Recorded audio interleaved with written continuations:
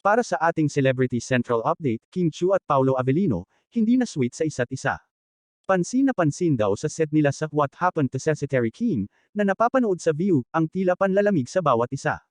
Matatandaan na noong kasagsagan sa issue ng hiwalayan ni Kim at Sian Lim, ay ang mga pictures at footages na nagsilabasan patungkol sa sweetness overload ni Kim at Paolo, nagkaroon nga agad ng fandom ang tandem nila Kim at Paolo, at ito ang Kim Pao, kilig na kilig at suportado ng Kim Pao kung magiging magjowa sa real life itong sina Kim at Paolo, kaso mapupernade pa yata ang pangarap ng mga ito, dahil nga sa wala ng sweetness ang dalawa.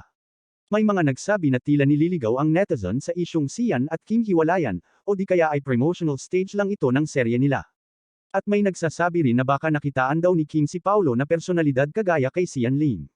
Isa pang nalilink kay Kim Chiu ngayon ay ang kababayan niya at isang lawyer na contestant sa segment ng Showtime na, Especially for You, na si Oliver Moeller. Tinatanong ng netizens kung nanliligaw na nga ba sa kanya ang Cebuano lawyer, ayon naman daw kay Kim ay hindi naman daw ito nanliligaw, sa mga nangyayari ngayon kay Kim, ay halatang hindi pa ito totally nakamove on sa ex-boyfriend na mahilig sa beefsteak.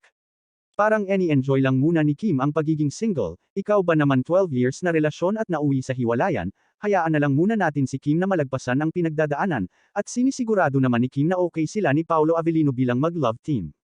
Samantala, na-call out ng isang netizen ang unkabogable star na si Vice Ganda dahil sa isang video clip na napanood nito. Ayon sa netizen, okay lang yung magbuwisitan at asaran, pero wag mong pisikalin si Ann, respect mo pa rin pagiging babae niya.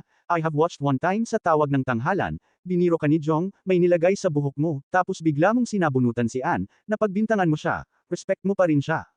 At sinagot naman ito ni Vice, ayon dito, wag niyo po kaming alalahanin, kami po ang may relasyon, kaya kami po ang magde-decide kung papaano kami maghaharutan, iba-iba po ang dynamics ng magkakaibigan. Sa katunayan, hindi naman actual na ipinalabas ang eksenang iyon sa telebisyon, dahil kuha ito sa cellphone habang nagsasalita si Ogie Alcacid bilang hurado, nag-trending sa TikTok ang clip na yun. Gayunpaman, nasa kay Vice na yun kung magiging aware na siya sa pakikipagharutan kay Ann, naging normal na rin naman talaga ang mga ganyang galawan sa It's Showtime, sa kanila din mismo nagsimula ang tinatawag na physical hosting dahil sa matinding banters ang ginagawa nila bilang mga hosts. At related pa rin sa It's Showtime, naglabas ng pahayag si Joey De Leon ukol sa kumakalat na hinahamon niya ang It's Showtime na kung aabot sila ng 15 years ay luluhod siya. Pinabulaanan ni Joey De Leon ang pahayag na iyon dahil ayon sa kanya, ang sinasabihan niya ng ganoon ay ang mga nagpapakalat ng chismis na nalulugi na ang Itbulaga, dagdag pa ng komedyante ay hindi sila nagsisiraan, dadalawa na nga lang daw ang show sa tanghali ay mag-aaway ba pa sila.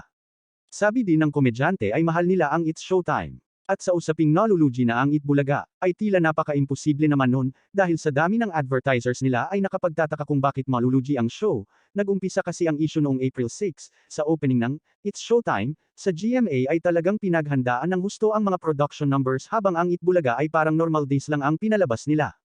At sa huling balita for today's video, Zai Asuncion sinabing hindi na siya makikipagbalikan sa ex niyang si Agassi Ching.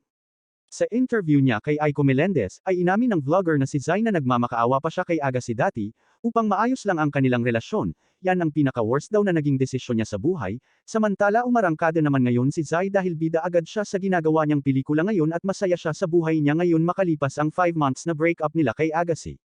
Nagta-travel, at nag-invest na rin sa mga negosyo at pangarap nito someday na makapagpatayo ng isang coffee shop business.